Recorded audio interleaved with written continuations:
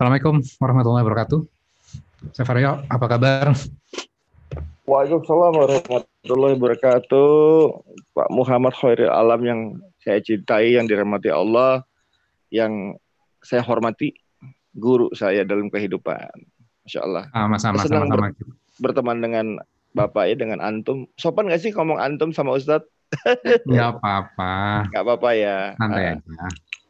Just like you and me.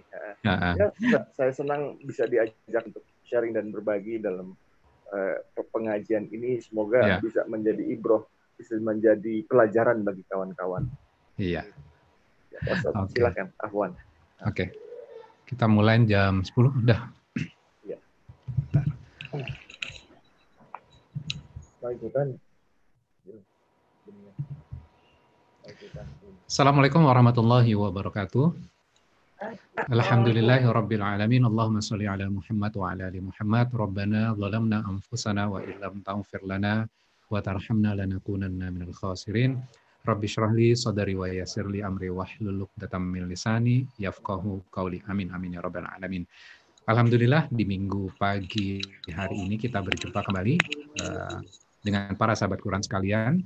Dan buat para sahabat Quran sekalian, tayangan ini bisa disaksikan melalui MNC Vision di channel Muslim TV.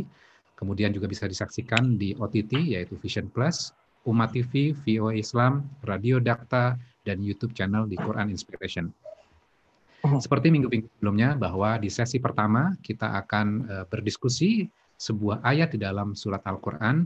Dan kali ini kita akan membahas sebuah topik yang menarik, yaitu setiap orang memiliki jalan yang unik ketika menuju kepada Tuhannya. Dan pada sesi yang pertama ini kita akan ngobrol dengan bintang tamu kali ini, dengan Chef Haryo ya. Dan para sahabat Quran sekalian, nanti kita juga di sesi berikutnya silakan jika ada pertanyaan yang ingin disampaikan bisa melalui chatting di YouTube maupun di IG kami. Dan sebelum kita masuk kepada topik yang kita akan bahas, kita sapa dulu Chef Haryo. Assalamualaikum warahmatullahi wabarakatuh. Waalaikumsalam warahmatullahi wabarakatuh, kawan-kawan sekalian. Apa kabar, Chef, di minggu pagi ini? Masya Allah, ya di Ahad yang pagi ini, alhamdulillah ya, bersyukur nih. Bisa bertemu orang-orang soleh, syukur bisa menikmati yang Masya Allah, yang nikmat lah. Kayaknya sepele ya pagi hari ya, tapi kalau kita mau bertafakur terhadap rasa syukur kita terhadap Allah ya, bisa nafas sempurna itu rasa syukur yang luar biasa. Diberikan kesehatan luar biasa, diberikan melihatnya matahari terbit pada saat subuh, itu keindahan Allah yang luar biasa, dan itu menimbulkan rasa syukur yang hebat. Jadi bukan materi lah, tapi rasa syukur kita terhadap kita diberikan kesehatan. Masya Allah, masa sih diberi kesehatan kesempurnaan kita masih ngeluh gitu ya? Walaupun sifat manusia itu mengeluh, itu adalah sifat, tapi banyak hal baik yang membuat kita kembali kuat gitu. Itu rasa syukur itu. Ya. Luar biasa. Inspirasi di pagi-pagi. Nah, Chef, mungkin para sahabat Quran pengen tahu Chef Haryo itu lebih dekat. Mungkin Chef Haryo sebagai pengantar pertama, mungkin bisa diceritakan profesinya apa, kemudian aktivitasnya sekarang apa, dan sekarang lagi aktif apa nih? Ya, baik. Profesi saya dari tahun 2007. Dari tahun 97 profesi saya itu chef. 1997.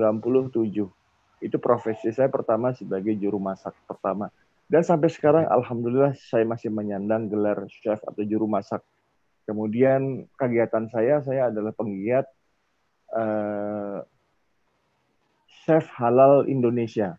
Jadi saya dengan Pak Herman sebagai ketuanya, Ketua Chef Halal Indonesia, membuat perkumpulan Chef Halal Indonesia yang berdakwah tentang makanan halal Indonesia, tentang industri halal Indonesia, dan kemudian juga saya mempunyai beberapa usaha kecil, namanya Resto Tongkrongan di Bilangan Fatmawati nomor 5A, dan saya jual nasi goreng kambing Mas Haryo. Keunikannya adalah nasi goreng daging kambing, bukan rasa kambing. Dan alhamdulillahnya daging kambingnya ini saya sembelih sendiri dengan syar'i. Kemudian saya potong secara halal dan proper, toyib. Dan tagline-nya dagingnya banyak. Gitu. Jadi saya ingin menyajikan makanan yang saya suka, yang saya cinta, yang saya senang makan, untuk kawan-kawan saya makan, untuk saudara makan, untuk adik-adik makan. Dan saya betul-betul berusaha mengikuti nasihat Rasulullah, kalau engkau memberikan makan, maka berikanlah makanan yang paling engkau suka kepada orang yang kau beri makan. Nah, dasarnya itu. Kemudian kenapa dagingnya banyak? Saya ingin yang makan jadi otot, jadi bergizi, jadi manfaat buat tubuhnya, jadi bisa menghafal Quran, jadi bisa soleha, bisa jadi soleh, kuat gitu. Karena dalam daging kambing itu ada keberkahan. Wah, promosi ya. Tapi benar loh, Ustaz, ini adalah strategi nggak apa-apa. langit. Gitu. Iya. Jadi profesi saya seorang juru masak, chef, dan saya juga konsultan. Saya menangani beberapa hotel besar untuk saya bikin signature dish. Saya bikin makanan yang halal tentunya, dan saya memberikan saran terbaik. Pak, sebaiknya restorannya memiliki sertifikat halal MUI karena pasar halal itu besar. Nah, itu saya berikan saran-saran tersebut kepada pengusaha-pengusaha hotel. Dalam usaha restorannya, Pak, daripada ngurusin 0,01 penjualan miras atau minol yang nggak signifikan di penjualan, kita hanya melayani orang-orang asing yang mabuk, lebih baik dihapus aja yang 0,1% itu, kita ganti menjadi halal restoran, sehingga pasar yang datang dan makan di hotel Anda bintang 4 ini adalah family. Dan family itu tidak cuma bapak, tapi ada ibu dan ada anak-anak, ada kakek nenek, ada pengasuh. Bayangkan. Jadi hal itu adalah hak konsumen untuk tahu makanan yang disajikan. Nah, itulah misi kami Chef Halal Indonesia. Begitu Pak Ustadz Muhammad Khairil Alam. Masya Keren Allah, banget ini rumahnya, Pak. Ya? Keren banget rumahnya. Masya. Alhamdulillah. Ini setting studio kita di rumah. Oh iya. Ya. Alhamdulillah sangat inspiratif sekali yang tadi sudah disampaikan, membuka sebuah bisnis dengan kehalalan dan ketoyiban itu ya, dan selalu terus berbagi ya dengan orang lain supaya bisnis orang lain juga maju, dan penting. Menghindari sesuatu yang haram ya. Betul. Jadi begini yang Pak. minol tadi. Ya betul. Dan ini insya Allah Allah dengar doa saya. Saya itu usaha itu cari berkah Pak. Saya bilang sama anak-anak pegawai saya, kalian saya ingin cetak menjadi pengusaha. Saya nggak mau kalian sampai tua kerja jadi pegawai, nggak mau. Suatu hari saya akan sakit dan tua nih, karena saya udah sakit jantung nih sekarang kan. Jadi buat apa mengejar kekayaan semata? Yang ada saya ingin niatnya memerdekakan budak, kata gitu perintahnya kan. Ya sudah, kalian kalau saya gaji rendah, bukan saya gaji rendah selamanya. Kalian suatu hari akan punya usaha ini dan saya akan meninggal. Dan kalian harus melanjutkan usaha ini. Tapi caranya bagaimana? Kalian harus tahu dari hulu sampai ke hilir. Dari cuci beras, sampai goyang nasi goreng, sampai memanak nasinya, sampai membuat bumbunya. Kalian harus tahu. Karena nanti kalian akan jadi atasan dan mempunyai badan usaha ini. Saya bilang. Dan mungkin saya sakit atau saya tua. Tapi ingat, ketika kalian sudah besar nanti kalian harus menolong orang. Seperti yang saya lakukan mengangkat, bukan mengangkat, maaf, saya nggak mau riak. Mendidik kalian menjadi entrepreneurship, menimbulkan rasa kepemilikan usaha. Karena begini Pak, saya pengalaman hidup ya, yang menutup rezeki usaha, yang membuat usaha bangkrut itu apa? Maksiat Pak. Jadi nomor 1 syarat jadi pengusaha, jangan bermaksiat, jangan berzina, jangan minum minuman keras, jangan zolim terhadap timbangan, harus jujur terhadap dagangannya, berikanlah bahan-bahan makanan terbaik. Lalu jangan lupa mendirikan sholat 5 waktu, karena apa? Lakunya nasi goreng kita yang cuman sederhana, yang kata cuman bumbu dari pasar. Tapi kalau Allah sudah merahmati makanan tersebut, maka makanan tersebut demi Allah menjadi istimewa, Pak. Ini kemarin Idul Adha nih, Ana masak buat Ustadz Fatih Karim. Oh. Alhamdulillah. Ana beli bumbu nih di pasar. Iya, bumbu pasar, bumbu gulai gitu. Cuman ketika masak, Ana nggak sadar bilang Bismillahirrahmanirrahim, menyebut nama Allah Maha Pengasih Maha Penyayang. Jadikanlah gulai ini gulai yang halal dan thayyib, yang makannya jadi termehek-mehek, jadi enak, jadi mempunyai rasa syukur. Dan Masya Allah, apa yang terjadi? Allah jawab doa saya di makanan itu, dan semua tamu-tamu yang saya sajikan, baik itu tamu ustadz, baik itu masyarakat, semuanya lahap. Sampai heran, orang bisa nambah sampai 4-5 kali hanya karena masakan gulai kambing saya yang cuman bumbunya dari pasar. Tapi karena doa, karena kita ikhlas nih, ya Allah, terima kasih telah mengangkatku kembali dari keterpurukan. Allah angkat saya. Ustadz Fatih Karim menjadi sahabat saya sekarang. Sahabat dekat, sahabat dekat. Dia tahu semua keburukan saya. Dan Allah, makanan ini keberkahan. Supaya kawan saya ini makannya enak, tamu-tamunya suka, orang-orang kampung ini yang makan menjadi termehek-mehek. Dan itu terjadi kemarin. Masya Allah. Saya bilang, jadi jangan sepelekan makanan sederhana. Tapi kalau Allah sudah merahmati makanan sederhana itu menjadi istimewa, maka terjadilah. Kalau mau saya buka resep nasi goreng saya, biasa aja gitu, biasa aja. Tapi rahmat Allah turun di situ. Gitu. Oke, luar biasa. Ya? Jadi saya pengen ngerasain nasi goreng ya sebenarnya. Kemarin saya lihat di tayangannya di YouTube-nya doang. Nanti saya kirim ya. Nanti saya kirim nasi goreng kambing Mas Haryo. Insya Allah halal. Oke. Oke, Chef Haryo. Saya panggil Chef Haryo ya. Boleh, Mas Haryo boleh, Chef Haryo boleh, Bang Haryo boleh, Haryo juga nggak apa-apa. Oke. Ahi boleh. Oke, Mas Haryo. Iya. Oke. Nah, biasanya kita di Quran Inspiration adalah kita membedah sebuah ayat atau membedah sebuah surat. Dan di episode kali ini kita akan membedah sebuah ayat. Mungkin kita tidak akan komplit satu ayat, tapi hanya beberapa kata saja. Dan insya Allah mudah-mudahan ini menambah wawasan kita, dan kita menjadi muslim yang lebih cerdas. Artinya muslim yang lebih cerdas itu adalah kita mengerti apa yang kita baca. Nah, kita akan mengkaji sebuah ayat. Nanti saya minta juga kepada Chef Haryo untuk bisa sharing kepada sahabat Quran kalian tentang pengalaman hidupnya yang kaitannya dengan ayat ini. Pak Mas Haryo mungkin mau connect live ke IG juga? Gimana caranya?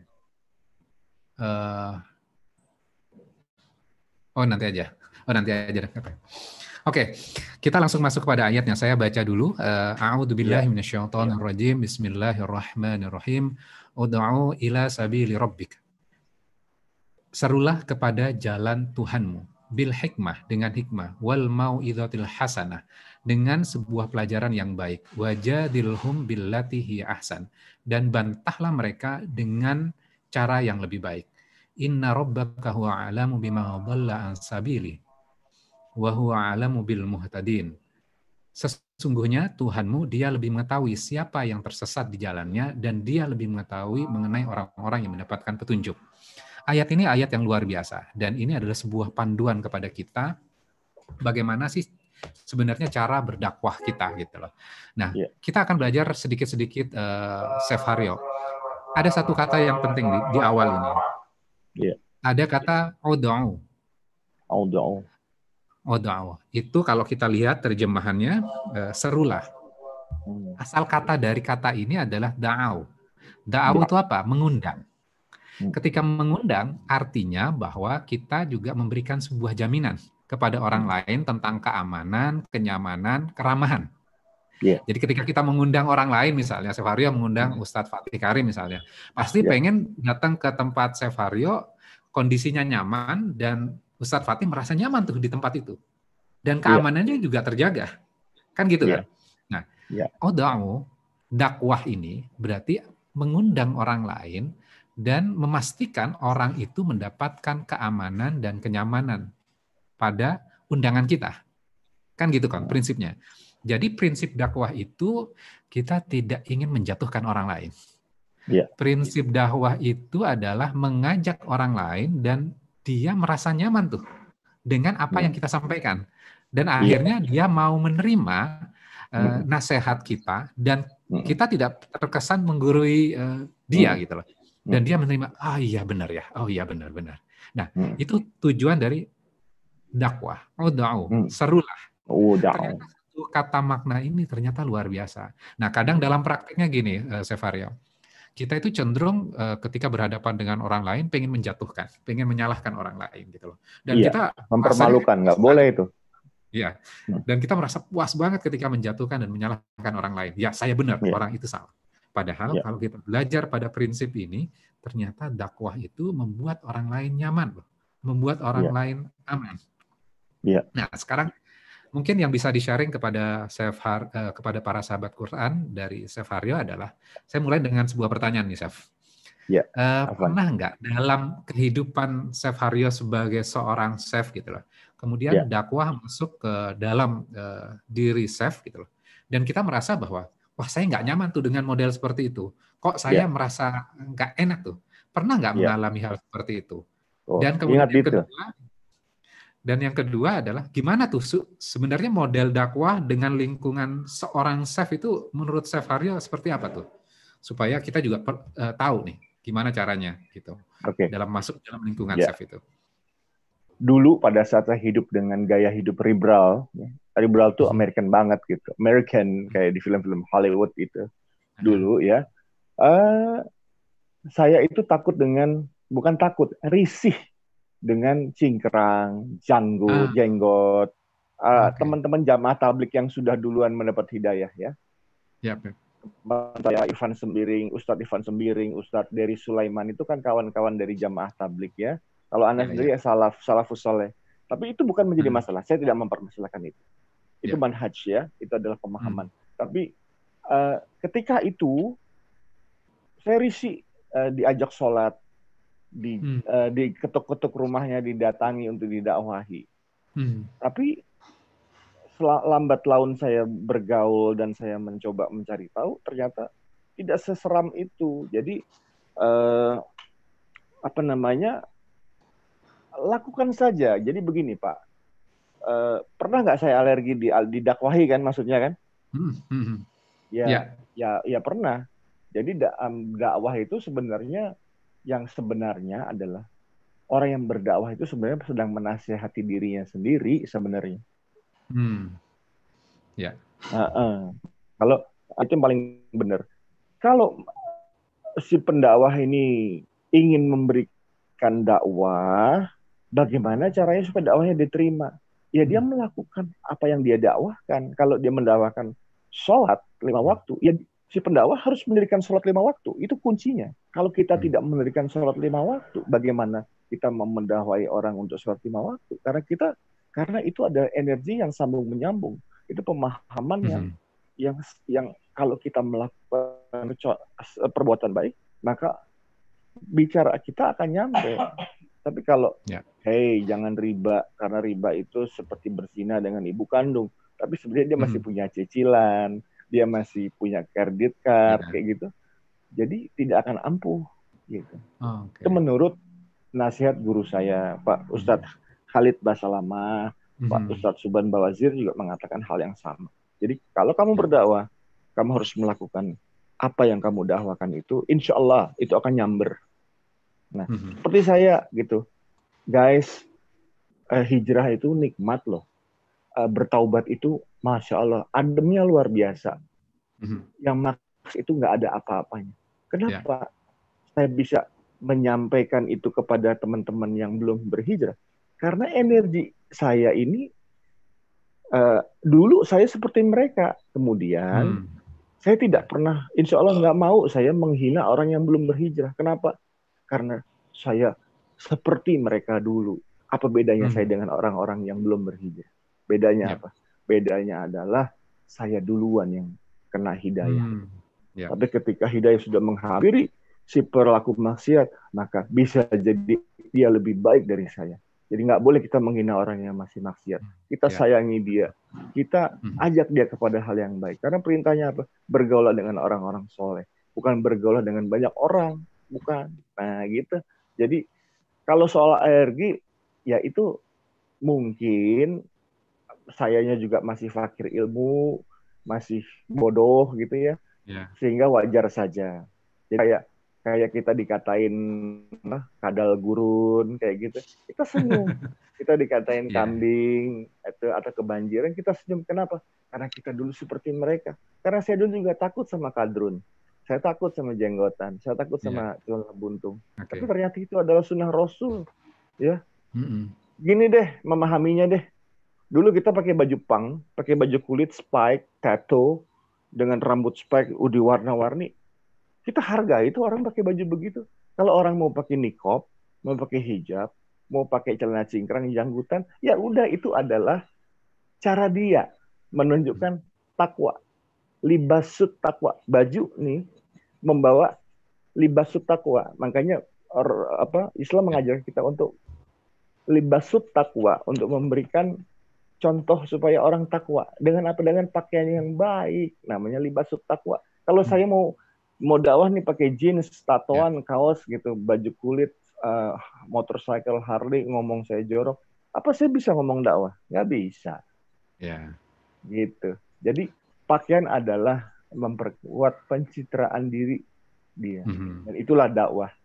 Oke. Ketika saya mencoba untuk berdakwah dengan kapasitas saya sebagai seorang juru masak, saya mohon didampingi oleh seorang yang ahli hadis, ahli surat, ya, ahli ilmu. Sehingga Mhm. apa yang saya bicarakan tidak mentah. Karena Ya. saya fakir ilmu agama. Tapi pengalaman saya dalam dulu bermaksiat, pengalaman hidup saya yang buruk dahulu, bisa menjadi ibroh. Ya. Agar Ya. didampingi, dan semua saya yakin, kemaksiatan manusia yang ada di muka bumi ini sudah tercatat dan dipelajari dalam ilmu fikih. Ya. Ya. Jadi orang tidak harus mengalami dulu. Ya. Ya. Tidak harus. Ya. Ada Betul, betul. cerita, ada kisah, ya. Aha. Kemudian ada kisah-kisah orang-orang seperti saya yang bisa diambil ibrohnya. Nah, disitulah fungsi saya memberikan dakwah. Ya. Ya. Hey, guys, hijrah itu Masya Allah, nikmat. Tapi seringkali orang yang baru hijrah itu, karena hijrah itu nikmat, dia itu keras sama dirinya, dan dia keras Hmm. sama orang lain. Padahal, Hmm. hijrah itu seharusnya dia keras terhadap dirinya, tapi lembut terhadap orang lain. Dan itu Hmm. manusiawi. Saya pun Ya. suka lupa berdakwah itu dengan keras terhadap orang lain. Siapa? Keras sama istri, padahal nggak boleh keras sama istri. Ya. Ya. Tapi kembali lagi, kenapa saya belajar mengaji? Iya ya, Rasulullah itu betapa lembutnya sama wanita kalau dia sayang. Hmm. Kalau dia mau meluruskan tulang rusuk yang bengkok ini dengan lembut. Betul. Ada aturannya. Gak boleh kita, ini perempuan lagi bengkok, memang fitrahnya begitu misalnya. Kita kerasin dengan dalil, dengan begini, kagak masuk. Ya. Masuknya dengan, sayang, kamu cantik pagi ini. Habis berjumbu, kita berikan nasihat. Masuknya baik. Ya. Tahu nggak yang nasihatin ini siapa? Nah, Adik siapa? saya yang belum hijrah. Coba. Ah. Jadi Itu ilmu loh. dari mana aja?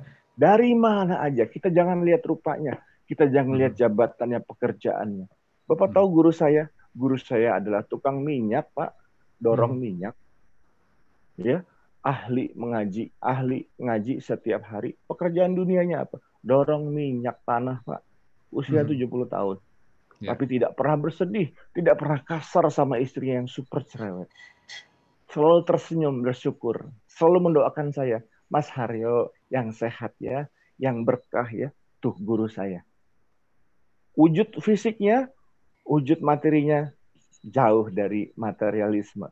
Tapi dia Hmm. membawa ibroh, membawa manfaat yang besar dalam hidup saya. Jadi guru-guru saya itu unik, Pak. Supir saya, tangannya satu, cacat.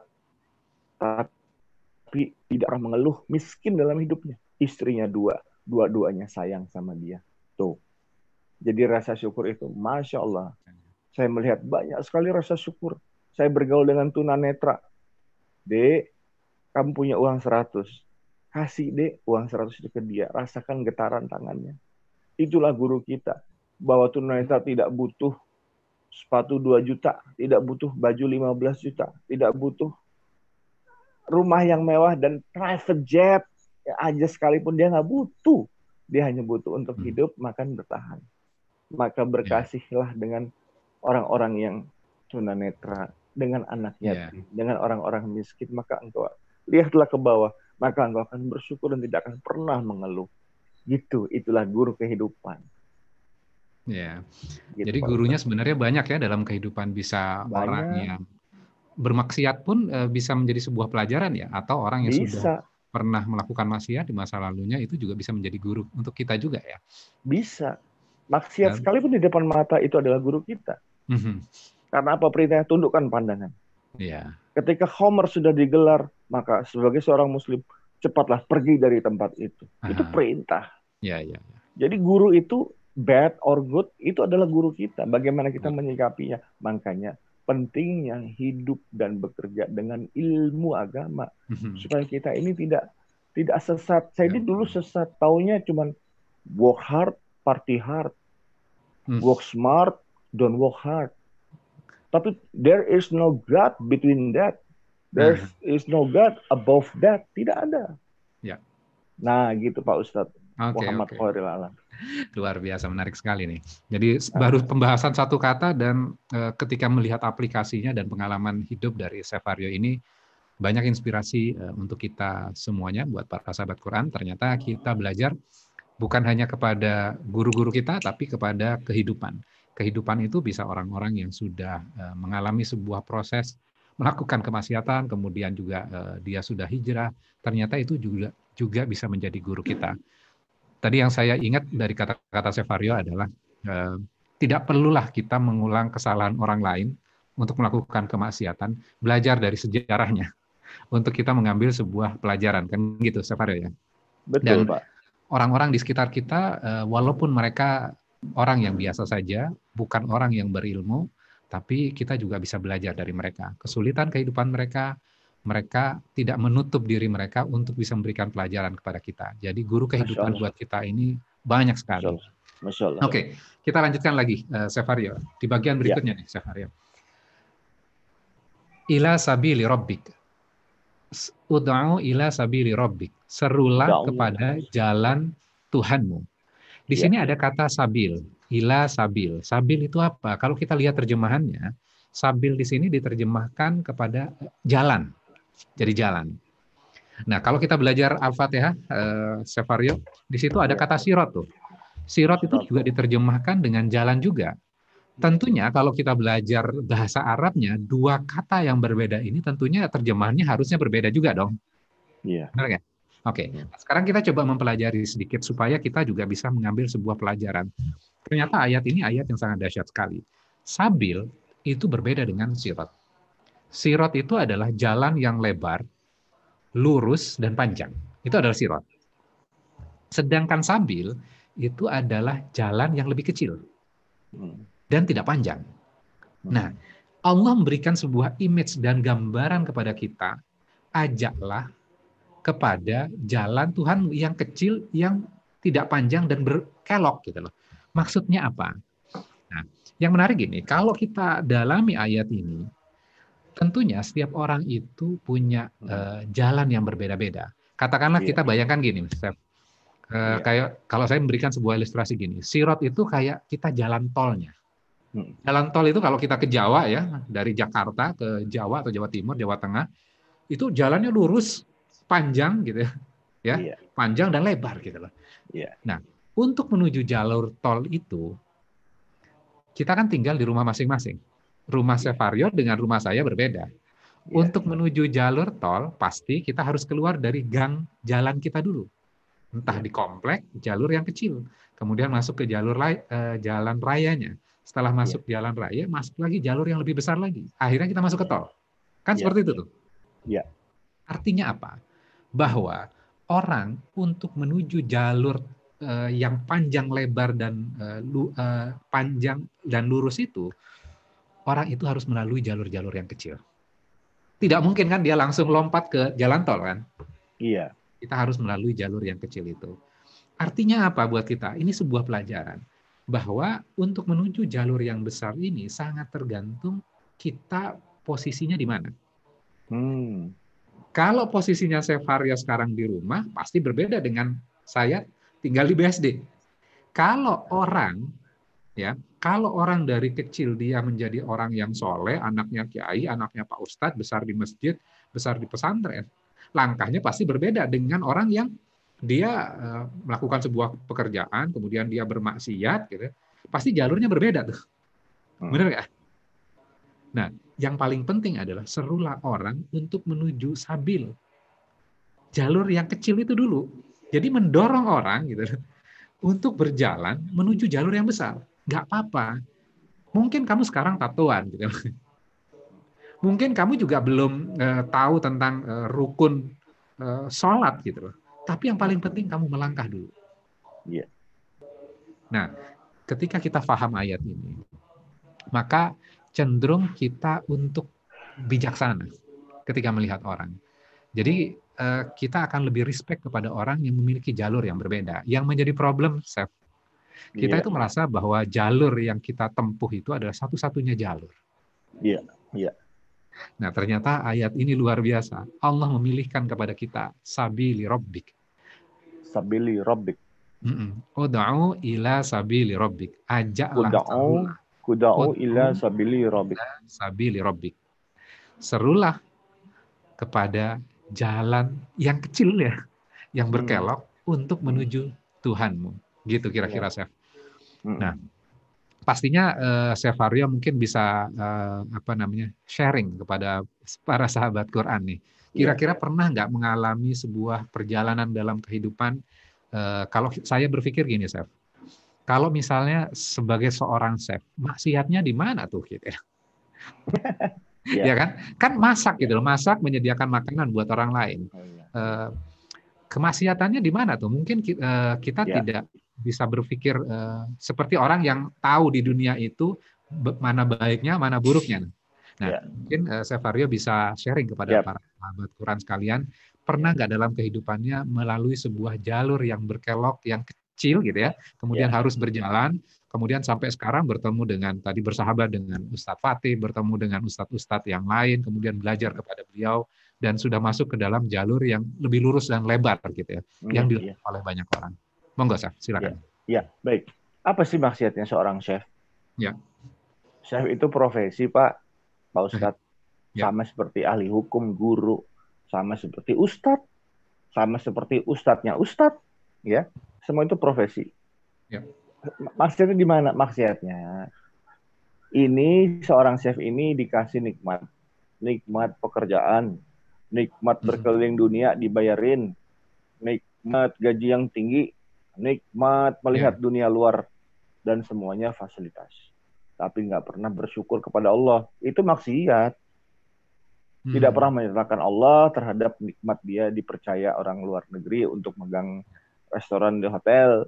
Tidak pernah bersyukur telah diberi gaji dolar, tapi dolarnya dia pakai buat senang-senang, buat nonton konser musik kesana kemari, buat ya begitu-begitu ya. Kemudian bermaksiatnya itu tidak bersyukur atau merasa baik-baik saja. Nah, ini bahaya. Orang sombong itu bukan orang yang merendahkan orang. Itu tingkat sombong yang paling rendah, itu merendahkan orang.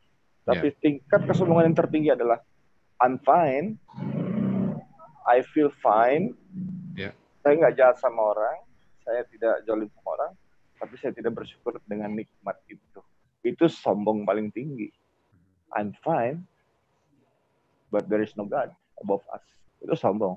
Nah, itu maksiatnya seorang chef. Kemudian dalam pekerjaan, saya pernah nusuk sate babi, saya pernah memasak masakan hidangan non halal, saya pernah ini membuka sedikit ya gitu ya. Bagaimana kita tahu rasanya daging babi kalau kita tidak coba daging babi? Bagaimana kita tidak tahu rasanya Homer kalau kita tidak jok to jok? Jok to jok itu dari pojok ke pojok.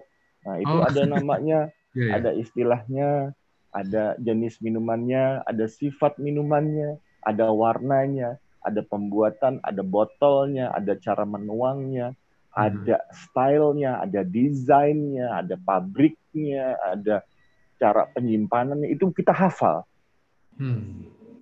Karena apa? Nih ya, saya kasih tau Homer ya, Homer minuman. Kenapa keren? Karena design by evil.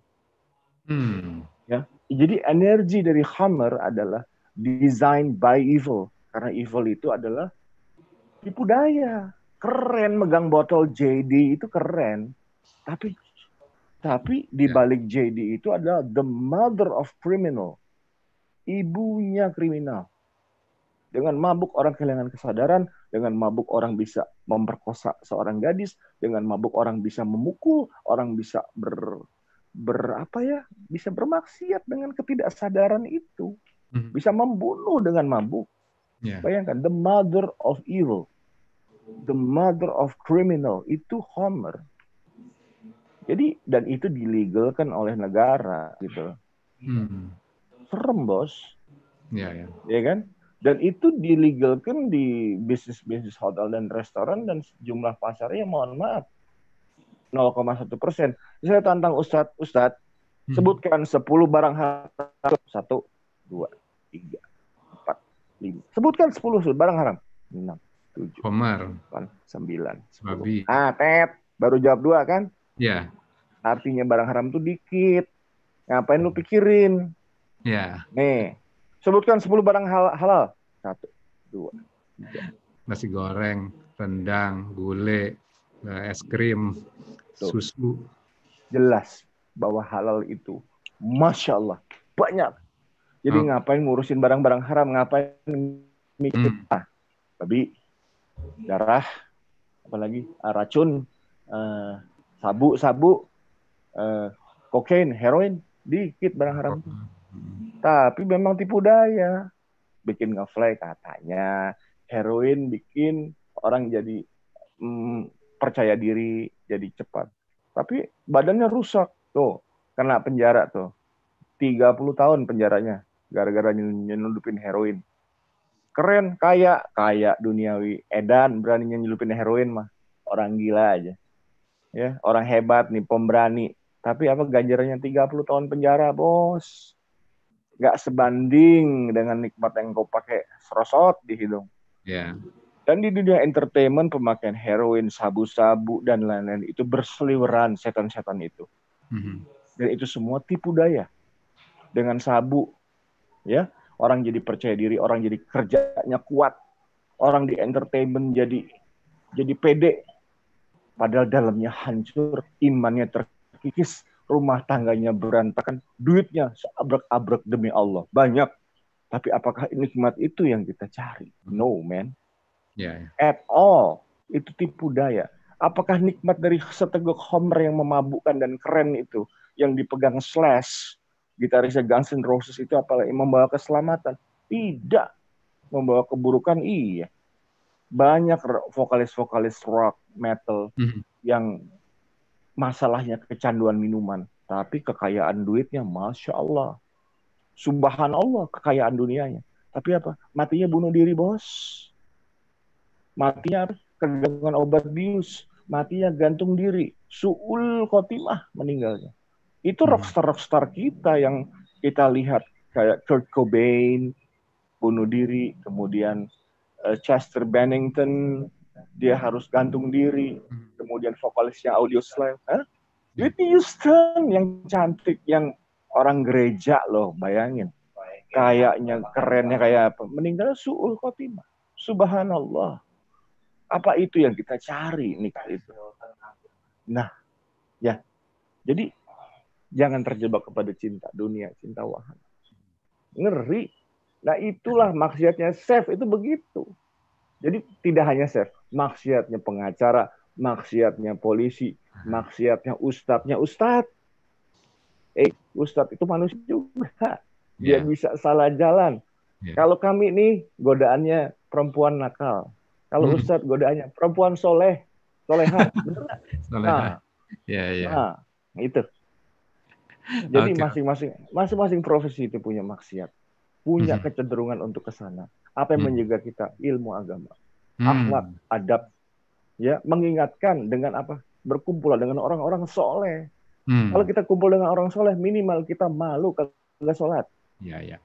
Nah, Kalau kita berkumpul dengan soleh yang kita tadinya kasar sama istri, gara-gara berkumpul dengan Ustadz Fatih Karim dengan Ustadz Muhammad Khairil Alam, jadi kebawa energinya baik nih, nasihat terus.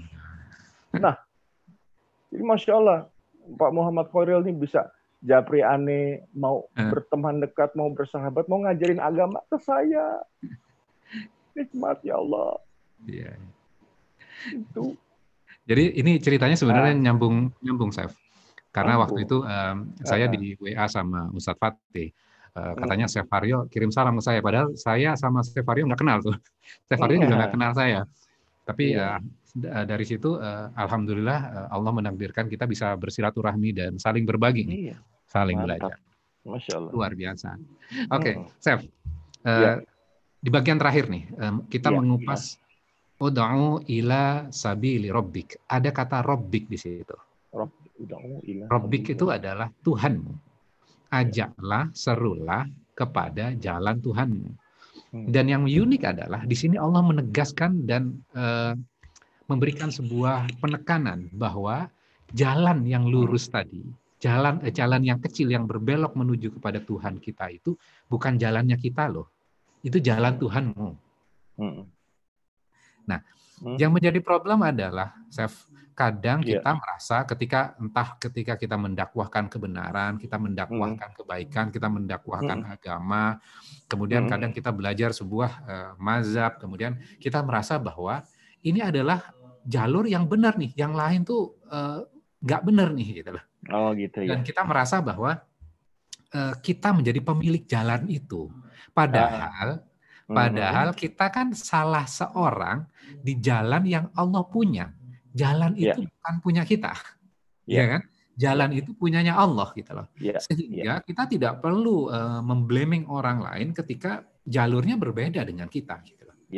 Siapa tahu, gitu loh. Tadi saya ingat sekali yang saya Haryo katakan bahwa bisa jadi dia masih melakukan kemaksiatan sekarang, gitu. Mungkin dia masih minum minuman keras, mungkin dia masih bermaksiat, mungkin dia sekarang masih jauh dari sholat, gitu ya, jauh dari masjid, jauh berkumpul dari orang-orang soleh.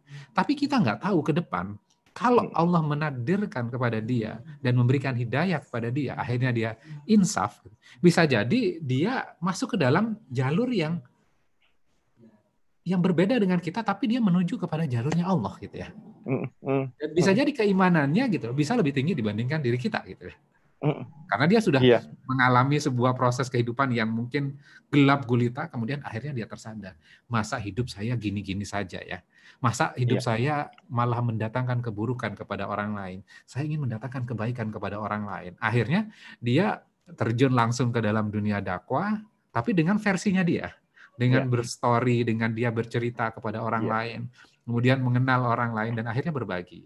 Nah, saya pengen bertanya kepada Chef Haryo nih, kalau kita belajar dari ayat ini, ud'u ila sabili rabbik, gimana supaya kita yang mungkin Chef Haryo sudah dalam tanda kutip ya, sudah meninggalkan dunia yang dulunya mungkin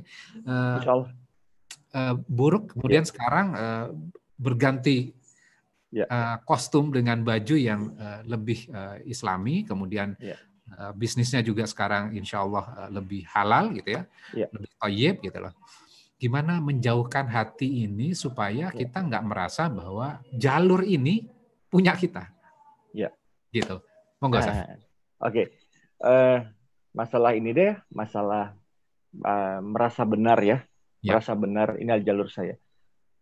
Boleh sedikit menyimpang ya, bahwa Yahudi itu terdiri dari 71 perbedaan golongan. Nasrani 72 golongan. Islam 73 golongan perbedaan. Jadi memang sudah tertulis bahwa perbedaan itu ada. Tapi kenapa Allah tidak membuat sama sih? Nggak seru, nggak ada dinamika. Justru perbedaan itu adalah membuat orang untuk berlomba-lomba dalam kebaikan. Tahu nggak musuh Islam yang benar? Itu di jalur Gaza. Itu musuh Islam kita. Jelas. Media televisi yang menjauhkan umat muslim dari akidah. Itu musuh Islam.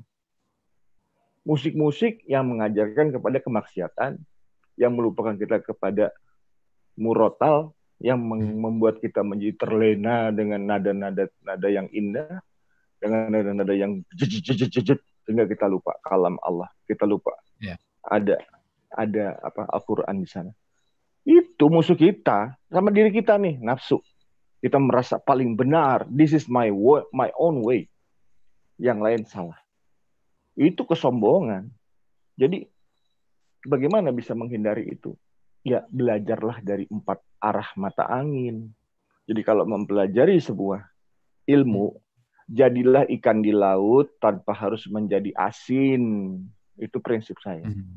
Dulu saya sebel sama FPI, tapi saya bukan orang yang gampang dikasih tahu yang buruk-buruk dengan satu sisi. Saya terjun ke FPI, saya bergaul dengan kawan-kawan FPI. Ternyata enggak begitu. Mereka orang-orang yang lembut hatinya, yang melawan kebatilan, tegas mereka terhadap maksiat.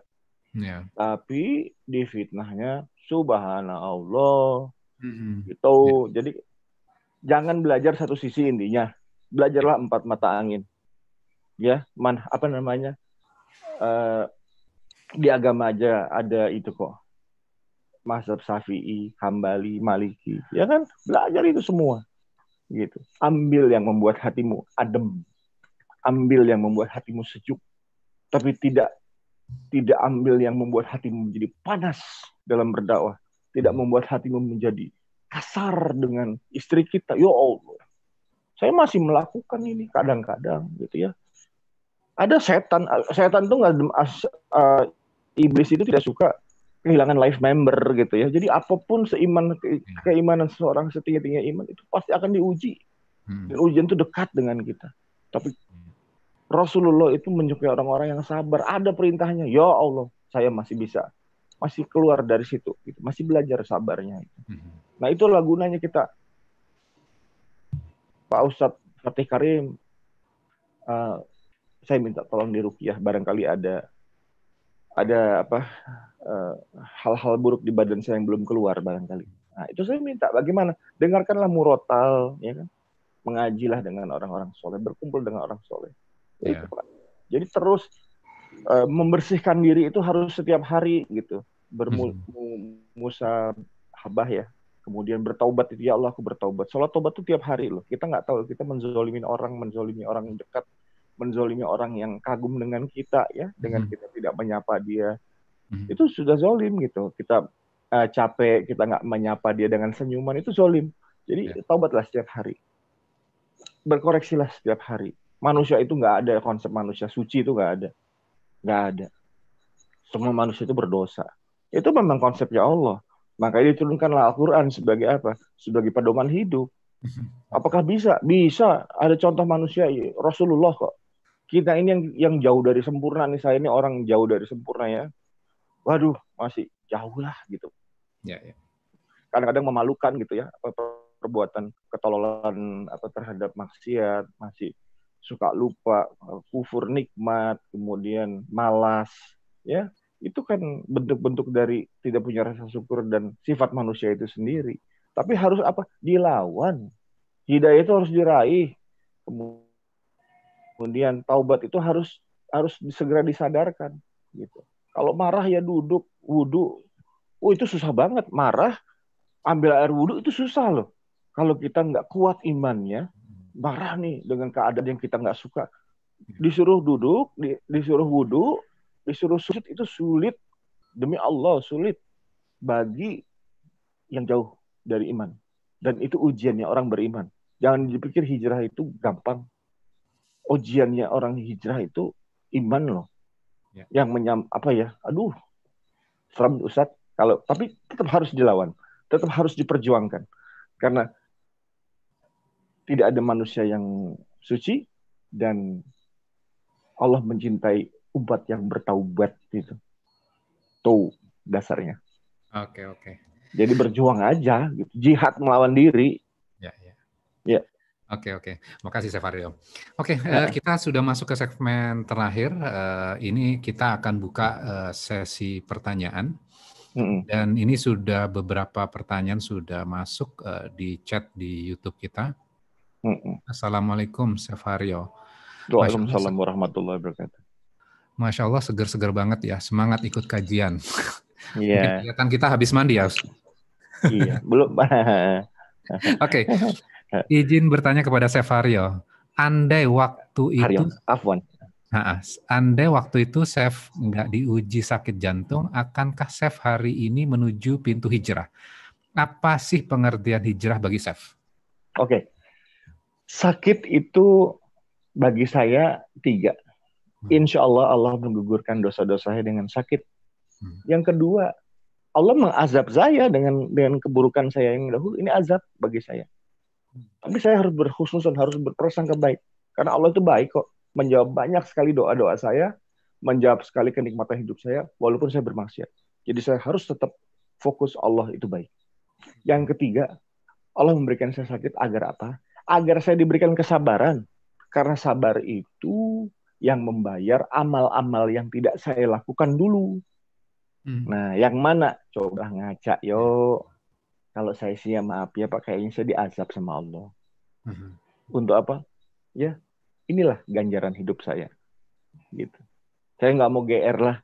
Ini menghapus dosa-dosa kamu. Iya, kalau kamu diterima amalnya. Ya, ini untuk kamu diberikan sabar agar sabaran itu dapat memberikan jawaban atas amal-amal yang kamu perbuat terlebih dahulu. Tapi ini mungkin saya azab lah. Tapi ya sudah, karena aku sudah memilih di jalan Allah, apapun hasilnya gaspol. Apapun hasilnya percepatan hidup. Apapun hasilnya, ya Allah, aku ingin sisa hidupku ini. Aku ingin hanya berbuat baik. Karena aku tidak lagi mengejar kekayaan. Kenapa? Buat apa aku kaya dalam keadaan setengah nafasku di bulan? Nggak nikmat kok. Lebih baik aku memikirkan bagaimana mensejahterakan pegawaiku menjadi pengusaha nantinya. Bagaimana saya menolong anak-anak saya ke depan, masa depan, investasi apa? Belajar agama. Bagaimana saya mendidik istri saya menjadi istri yang soleha, yang tidak mematahkan tulang rusuk yang bengkok. Bagaimana dia? Itu yang paling penting. Kita kepada kehidupan kita ke depan di sisa hidup ini. I'm 46 now. Kita nggak tahu. Teman saya pagi ini, sahabat nongkrong saya band pagi ini, meninggal. Henrico Den Haas, teman band dulu, meninggal. Alhamdulillah. Dia sudah mengaji, dia sudah menjadi ahli sujud di Masjid Gandul sini. Ya, innalillahi wa inna ilaihi rajiun untuk Henrico Den Haas, saudaraku yang aku cintai, yang aku pernah bersama-sama dalam kehidupannya. Semoga engkau husnul khotimah. Aku doakan engkau yang baik. Semoga amalmu diterima di alam kubur. Ya, tadi pagi, ya Allah, aku melihat jasa-jasa kebaikanmu, ya Allah. Aku melihat baik-baikmu saja. Ya itu. Itulah kehidupan. Kematian tidak pernah melihat umur. Kematian bisa datang kapan saja. Umur bertambah, ajal itu mutlak. Kau akan bawa kemana hidupmu ini? Karena kita ke kuburan, bapak saya meninggal umur 84 tahun, di sebelahnya 17 tahun, di sebelahnya 9 bulan, di sebelahnya 23 tahun, di sebelahnya 45 tahun. Jadi kematian tidak pernah menunggu umur kita tua. Umur bertambah, kematian adalah mutlak. Mau dibawa kemana? Maksiat, silahkan. Kita diberi akal. Mau diberikan menjadi baik, silahkan. Walaupun saya beranggapan bahwa tidak ada konsep manusia suci. Tapi konsep manusia yang selalu mensucikan dirinya, yang selalu bertobat atas kesalahan-kesalahannya. Itu, Pak Ustadz, yang baik hati. Oke, makasih Chef Haryo. Ini masih Chef Haryo lagi nih, satu pertanyaan lagi nih. Dari Mbak Anissa Kamalika, merasa terbebani nggak dengan sebutan Chef yang sudah hijrah? Enak mana Chef, kehidupan yang dulu atau yang hari ini dijalani? Iya, Islam itu melihat akhirnya. Ya, jadi beban nggak sih berbuat baik, berdakwah, menyerukan kebaikan kepada orang? Hey, dulu pada saat bermaksiat, saya angkat botol cuek. Saya menunjukkan hura-hura hedonisme, cuek-cuek aja. Jadi energi cuek saya dulu, yang energi maksiat dulu, sekarang saya balik jadi energi berhijrah. Jadi yang angkat botol. Kalau saya pecah botol. Begitulah kira-kira. Gak apa-apa. There's a good and bad in this life, in the universe. Jadi alam semesta ini, dunia, kita bilang dunia ini isinya tempat baik dan buruk. Kamu mau ada di mana nih? Fungsimu sebagai manusia di mana? Di baik, oke. Di buruk juga, silahkan. Tapi jangan jadi manusia abu-abu. Karena apa? Allah itu baik. Allah itu hanya menerima yang baik-baik saja. Makanya konsep hijrah pasti akan dibersihkan hartanya. Akan dibersihkan keburukan-keburukannya. Akan diberikan sakit untuk menggugurkan dosa-dosanya. Insya Allah kalau diterima. Gitu. Ya. Kalau aneh, insya Allah memilih yang baik. Dengan segala resiko. Walaupun hasilnya nanti Allah tidak menjawab pertobatan saya, ya udah nggak apa-apa, tapi saya ikut di jalanmu ya Allah. Aku nggak mau jadi manusia abu-abu lagi. Gitu loh. Ya. Oke. Ini satu pertanyaan nih, izin bertanya Ustadz, ada manusia yang berbuat dosa besar dan Allah mengetahuinya dan membiarkan hal itu terjadi. Mengapa Allah membiarkan hambanya tersesat? Akankah Allah memberikan petunjuk setelahnya? Iya. Itulah contoh-contoh kisah yang memang Allah berikan kepada kita. Kenapa ada maksiat di depan mata? Karena itu adalah guru kita. Kenapa ada seorang manusia yang paling zalim di dunia yang merasa dirinya Tuhan yang dinamakan Fir'aun. Tapi dia didampingi oleh seorang istri yang ahli surga dan soleha. Karena Allah memang sudah mentakdirkan dia sebagai contohnya kehidupan. Bahwa ada seorang wanita soleha yang bersuamikan orang yang merasa dirinya Tuhan dan zalim. Rajanya zalim yaitu Fir'aun. Itulah takdir. Itulah memang diciptakan orang-orang seperti itu agar menjadi contoh. Karena isinya dunia adalah baik dan buruk. Betul. Ada takdir mutlak, kelahiran dan kematian. Ada takdir ikhtiar, yaitu kita memilih jalan baik atau jalan buruk.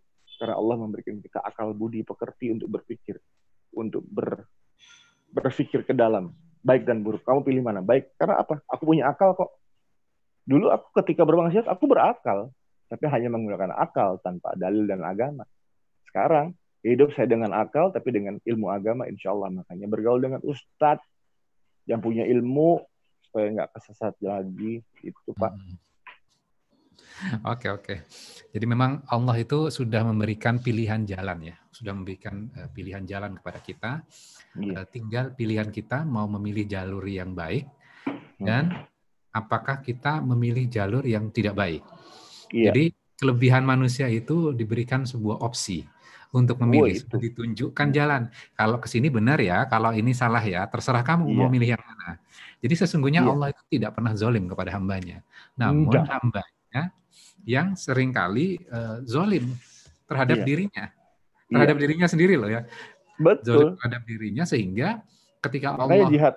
jihad itu melawan diri. Oke. Ini Ustadz, saya bacakan sebuah ayat dan jadi saya teringat sama pertanyaan tadi.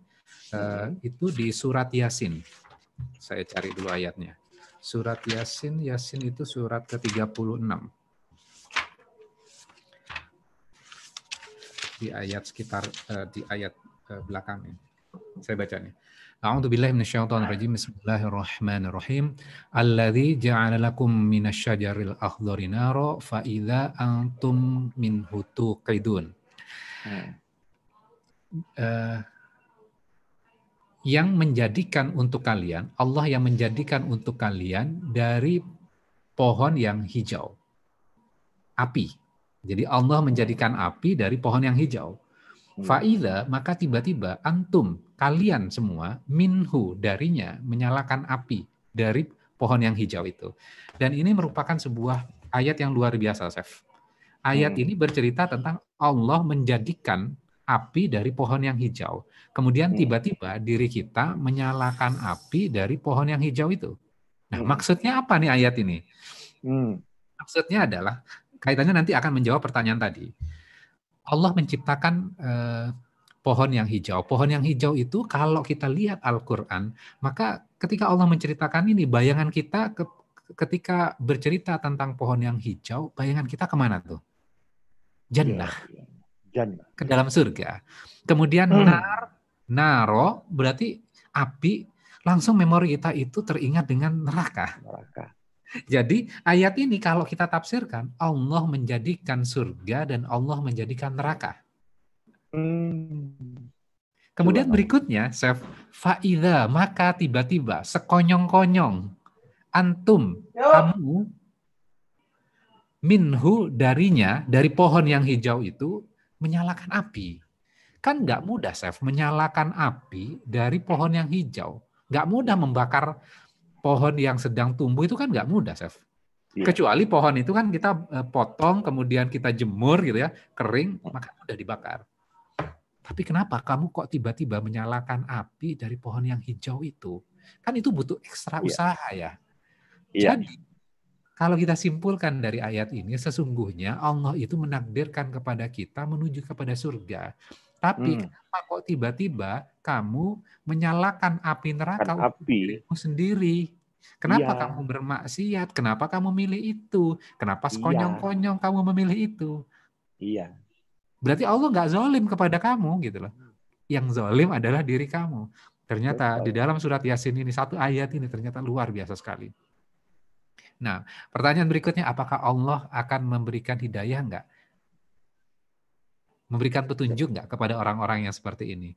Kan Bagi masih diberikan waktu ya. orang yang Manusia pikir. itu masih diberikan waktu untuk dia bertobat kepada Allah gitu loh. Jadi kita juga attitude-nya adalah kita nggak perlu berputus asa. Ketika orang lain Iya. berbuat maksiat, ya udah, kita kewajiban kita adalah memberikan nasihat. Bahkan bukan nasihat ini bukan hanya kewajiban seorang ustadz saja.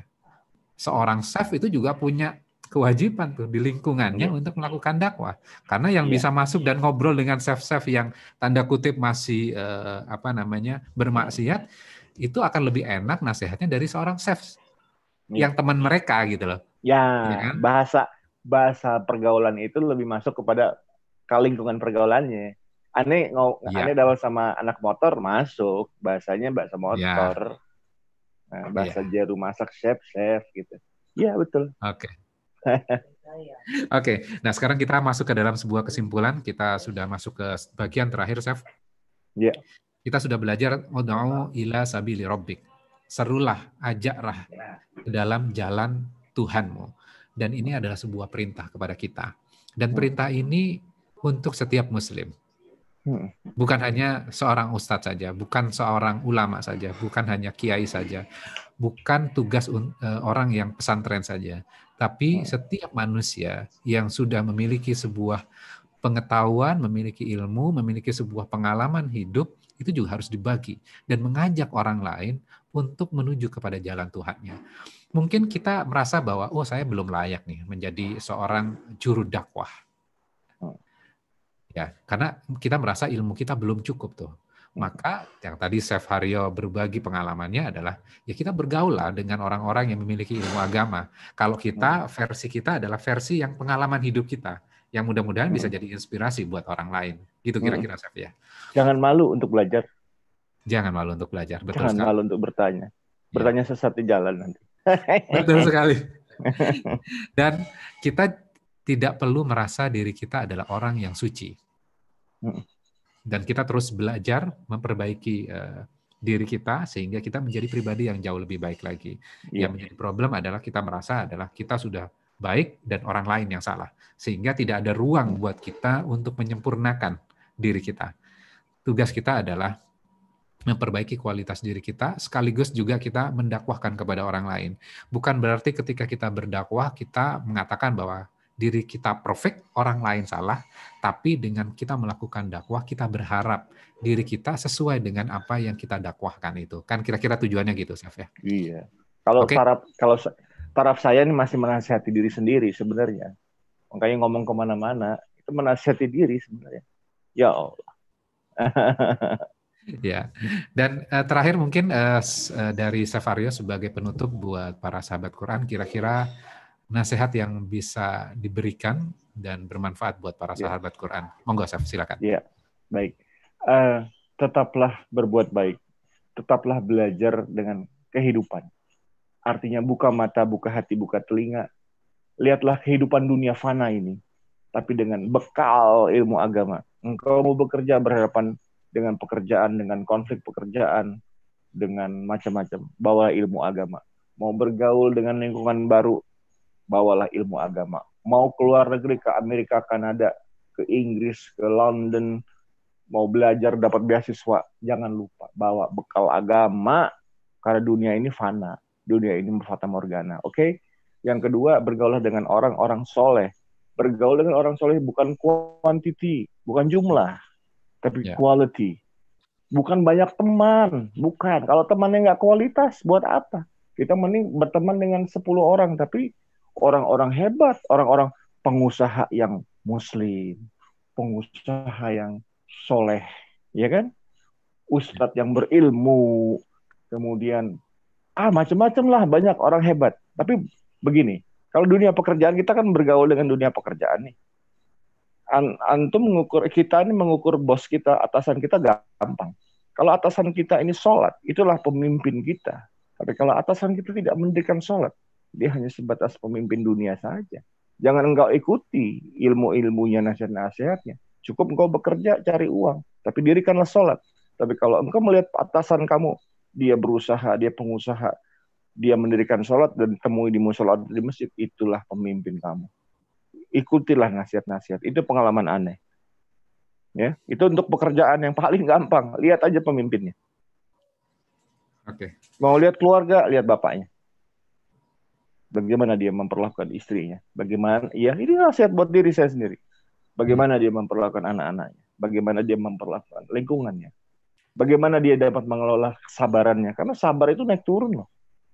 Sabar itu nggak bisa flat kayak frekuensi radio, nggak bisa. Dia bisa wood ke atas, bisa turun, bisa futur, bisa malas, bisa kenceng. Nah, bagaimana bisa stabil? Begitu loh Pak, insya Allah. Luar biasa, Masya Allah. Alhamdulillah, para sahabat Quran sekalian, kita hari ini mendapatkan pelajaran yang sangat luar biasa. Kita sudah mengaji Al-Quran, kemudian kita juga melihat praktek kehidupan. Dan Chef Haryo sudah berbagi kepada kita. Mudah-mudahan ini menjadi ilmu buat kita sekalian. Dan mudah-mudahan apa yang kita diskusikan ini menjadi sebuah amal ibadah buat kita semuanya. Dan kita doakan kepada Chef Haryo juga diberikan kesehatan. Amin.